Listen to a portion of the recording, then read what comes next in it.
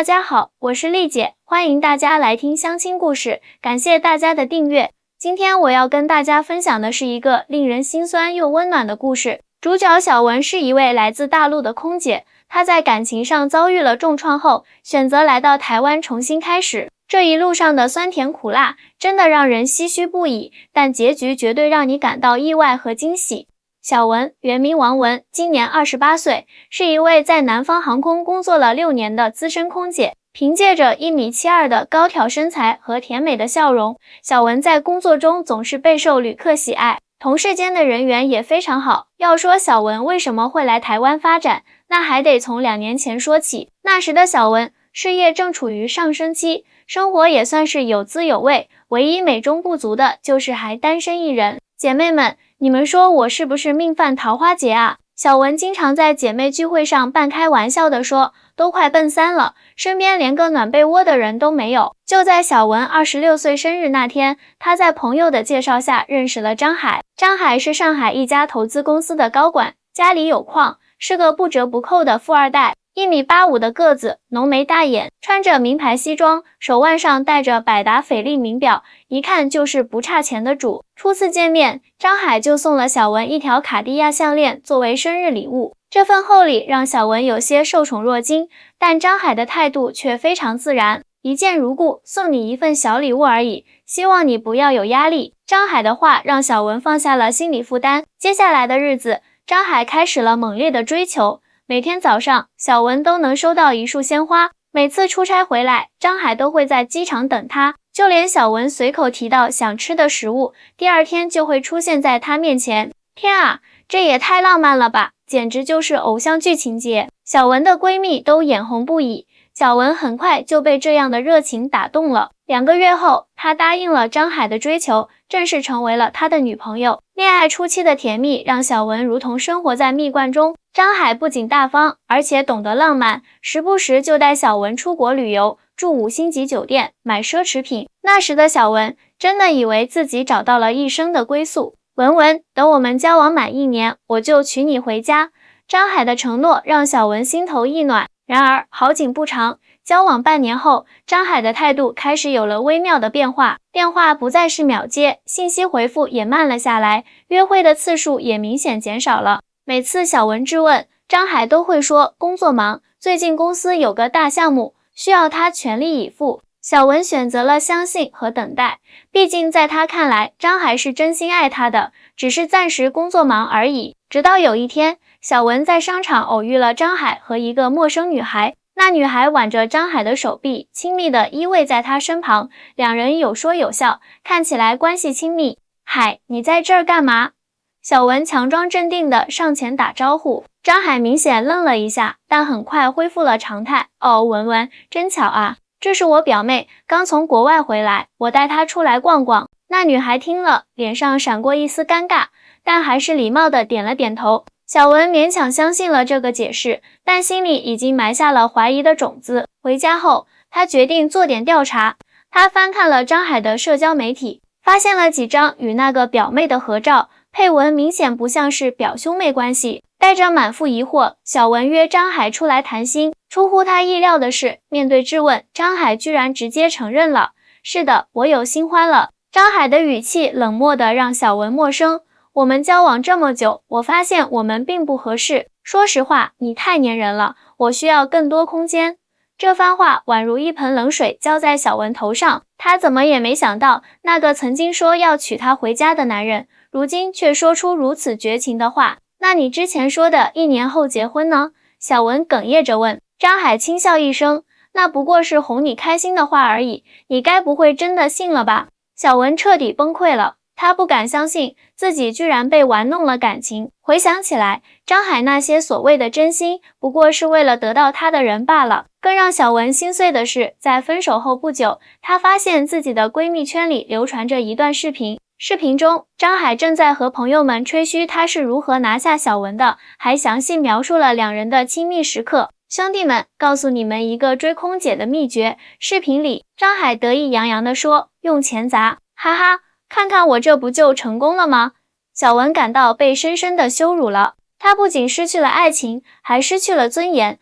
这段感情给他带来的伤害远远超出他的想象。接下来的日子，小文陷入了深深的自责和抑郁中，他开始怀疑自己的判断力，怀疑自己是否真的如张海所说的那样，是个只看重物质的女人。工作也受到了影响，以前活泼开朗的她变得沉默寡言，以前光彩照人的笑容，如今也变得勉强而牵强。同事们都看在眼里，急在心里，但小文却把自己封闭起来，不愿接受任何人的关心和帮助。文，别这样，一段感情的结束不代表世界末日。闺蜜小茹劝说道，你看我分手3次了，不也活得好好的吗？小文摇摇头，小茹，你不懂，我不是因为分手难过，而是因为自己的愚蠢和无知感到羞耻。我居然被一个如此虚伪的人欺骗了那么久。就在小文以为自己的人生已经跌入谷底时，一个偶然的机会改变了他的命运轨迹。那天，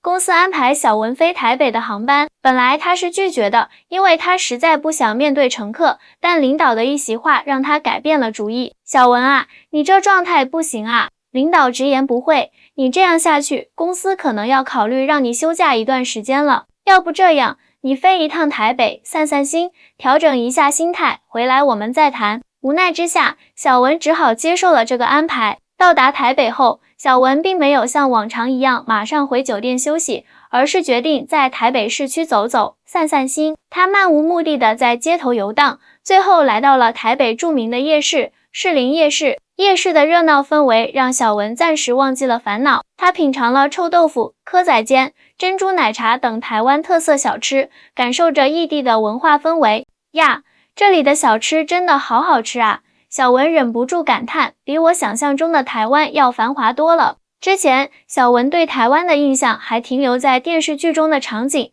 小巷子、老房子、落后的生活设施，但现实中的台北，高楼大厦林立，街道整洁有序，处处彰显着现代化都市的气息。看来我对台湾的认识真的很片面啊，小文自嘲道。就在小文沉浸在美食和文化的享受中时，他接到了一个来自大陆的电话，是航空公司人事部的。小王啊，有个事情要通知你一下。电话那头的语气有些为难，公司最近要进行人员调整，考虑到你最近的状态和表现，可能要让你暂时休息一段时间，这无疑是变相的辞退。小文心里明白，这与他近期的工作状态有关，也与那段丑闻有关。张海的那段视频或多或少地影响了公司对他的看法。挂断电话，小文站在熙熙攘攘的夜市中央，泪如雨下。他感到自己的人生彷彿一下子失去了方向，工作没了，感情没了，连自尊都被践踏得体无完肤。为什么老天爷要这样对我？我到底做错了什么？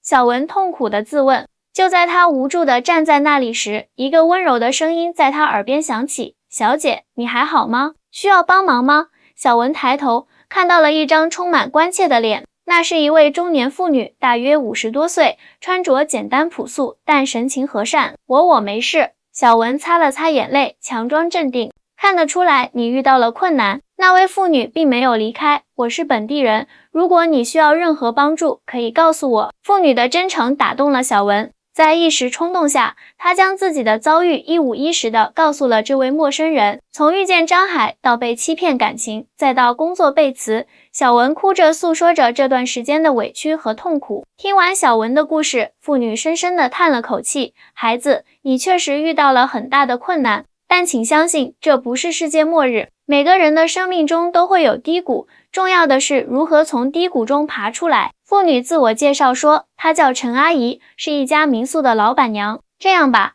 陈阿姨思考了一下说，我这里正好缺个帮手，你要不要来我的民宿工作一段时间？住宿和3餐我都包了，工资虽然不高，但足够你在台北生活。你可以藉此机会好好调整一下心态，想清楚接下来要走的路。小文犹豫了，他从没想过要在台湾工作生活，但此时此刻，这似乎是唯一的选择。回大陆，他失去了工作，还要面对各种闲言碎语；留在台湾，至少可以重新开始，没有人知道他的过去。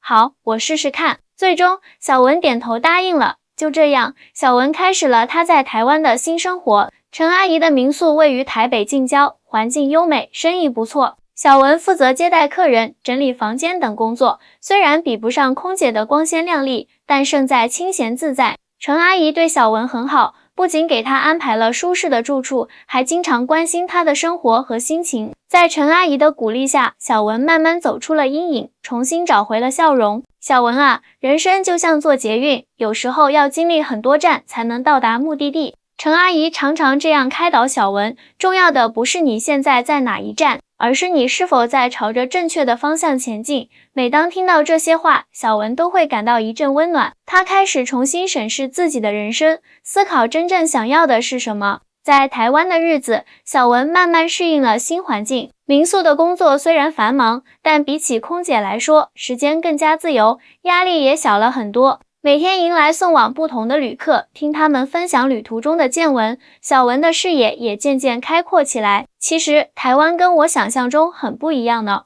小文常常这样感叹，之前他对台湾的印象还停留在宝岛乡下的阶段，但实际生活后才发现，台北的都市化程度一点不输上海，而且处处彰显住人文关怀，那是当然的啦。陈阿姨听了总是笑着说，你们大陆人对台湾的印象80%是从那些老旧电视剧来的吧？咱们台湾虽然地方小，但发展可不慢呢。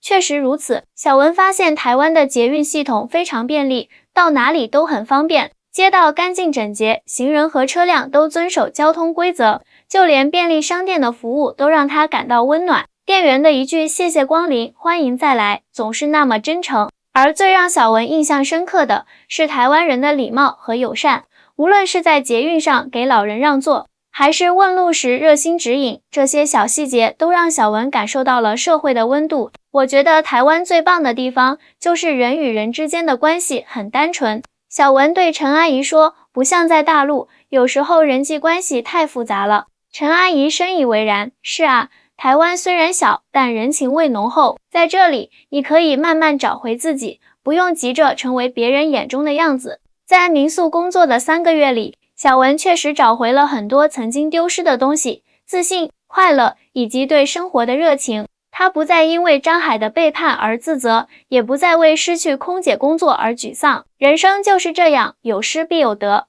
小文渐渐明白了这个道理。然而，民宿的工作毕竟不是长久之计。小文的签证快到期了，他需要做出选择，是回大陆重新开始，还是想办法留在台湾？阿姨，我想留下来。经过深思熟虑，小文做出了决定。我喜欢这里的生活，也喜欢这里的人。陈阿姨欣慰地笑了，我就知道你会这么选择。其实我有个提议，不知道你愿不愿意听听看。原来陈阿姨有个远房亲戚开了家旅行社，专门接待来台湾旅游的大陆游客。由于业务扩展，他们正在招聘会说普通话的导游。以你的条件，年轻漂亮，口齿伶俐，又有空姐的服务经验，做导游绝对是个好选择。陈阿姨鼓励道，而且如果签了合同，公司会帮你办理工作签证，这样你就可以合法留在台湾了。小文当即答应了。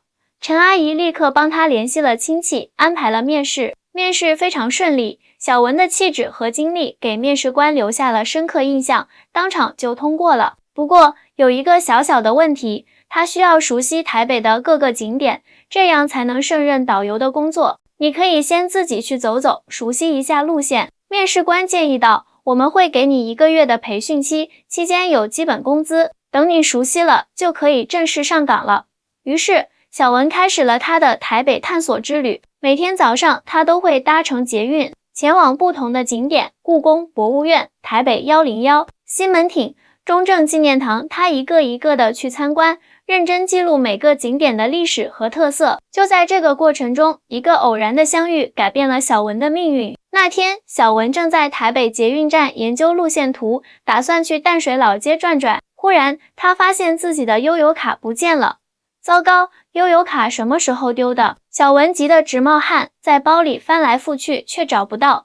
小姐，需要帮忙吗？一个温和的男声在身后响起。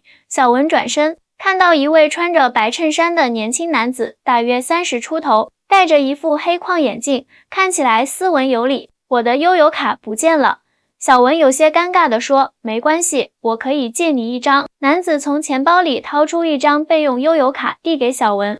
这张卡里还有一些余额，足够你今天的行程了。小文受宠若惊，这怎么好意思呢？我们又不认识。男子微笑着说，台北人都这样，乐于助人吗？对了，我叫李明哲，你呢？我叫王文，你叫我小文就好。就这样，两人认识了。李明哲得知小文正在学习做导游，主动提出可以当他的免费向导，带他熟悉台北的各个角落。真的吗？那太好了，小文惊喜不已。不过，你不用工作吗？李明哲笑了笑，我是个自由工作者，时间很弹性，而且能认识你这样的朋友，我很开心。接下来的日子里，李明哲成了小文的专属导游。他带小文去了很多旅游书上没提到的地方，隐藏在小巷子里的咖啡厅，只有当地人才知道的美食街，还有风景绝美的私房景点。李明哲不仅了解台北的地理，还对台湾的历史和文化知之甚详。每到一个地方，他都会耐心地为小文讲解背后的故事，让小文对台湾有了更深入的认识。明哲，你真的好厉害，知道这么多。小文由衷的赞叹，你是不是也做过导游啊？李明哲神秘地笑了笑，算是吧，我带过不少人来台湾观光。小文没有多想，只当他是有丰富的生活经验。随着相处时间的增加，小文发现自己越来越喜欢和李明哲在一起的感觉。他温柔体贴，又有学识，完全不像张海那样华而不实。明哲，谢谢你这段时间的帮助。一天晚上，两人在淡水渔人码头看完夕阳后，小文真诚地说，如果没有你，我可能还在为了找路而焦头烂额呢。傻瓜，我帮你是因为我喜欢和你在一起的感觉。李明哲直视着小文的眼睛，小文，我喜欢你，愿意做我的女朋友吗？这突如其来的表白让小文措手不及，他没想到李明哲对他也有好感，但是张海的阴影还在他心头挥之不去。明哲，我需要时间考虑。小文有些犹豫，我之前有过一段不好的感情经历，所以现在对感情有些恐惧。我理解。李明哲温柔地说，我愿意等你准备好的那一天。李明哲的理解和尊重让小文感动不已，他决定给自己和李明哲一个机会，慢慢了解彼此。就在两人的关系逐渐升温时，一个意外的消息打破了平静。那天，小文刚结束培训，正准备和李明哲去吃晚饭，忽然他接到了陈阿姨的电话，小文啊，你快回来一趟，有个从大陆来的客人说认识你，非要见你不可。陈阿姨的语气有些焦急。认识我？是谁啊？小文一头雾水，他说他叫张海，是你前男友。听到这个名字，小文如遭雷击。张海怎么会找到这里来？他来做什么？阿姨，我马上回去。小文挂断电话，脸色苍白。李明哲敏锐地察觉到了小文的异常，怎么了？